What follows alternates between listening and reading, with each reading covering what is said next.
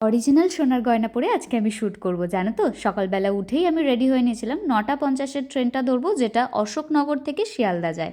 আর ট্রেনটা না এই টাইমে বেশ ফাঁকা থাকে। দেখতে দেখতে বনগাঁও চলে আসলাম। বনগাঁও 10:30 নাগাদ আমাদেরকে নামিয়ে দেয়। আমি এখন চলে এসেছি পিয়ালিদির বাড়িতে। বেশ অনেকবার কলিং বেল বাজানোর পর না পেয়ে আমি দরজা খোলা দেখে একাই চলে আসলাম পিয়ালিদির স্টুডিওতে। এখানে এসে দেখলাম শুধুমাত্র একজনই এসছে।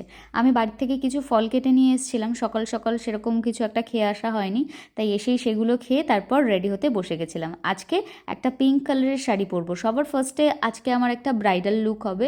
আজকে না দুটো লুকের শ্যুট আছে। ফার্স্ট লুকটা তো তোমরা দেখতেই পাচ্ছ, সেকেন্ড লুকটার জন্য কিন্তু ওয়েট করো, ভিডিওটা এন্ড হওয়ার আগেই আমি তোমাদেরকে দেখিয়ে দেবো।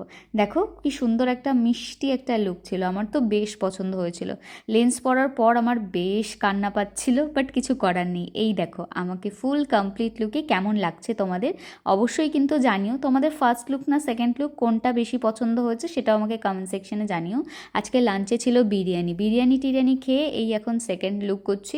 একটা হোয়াইট শাড়ির ওপর আর রেড কালারের একটা টিউব ব্লাউজের ওপরে আজকে লুকটা হবে, ভীষণ সুন্দর। এর আগে আমি কখনো এরকম লুক ট্রাই করিনি, তো আমি ভীষণ এক্সাইটেড ছিলাম। বাই দ্য ওয়ে, আজকে দেখো এই জুয়েলারিটা, ভীষণ সুন্দর জুয়েলারি। এটার দাম 19 লাখ টাকা। তোমরা কেউ ভাবতে পারবে অত টাকার সোনার গয়না নাকি আমি পরে আছি? ভাবা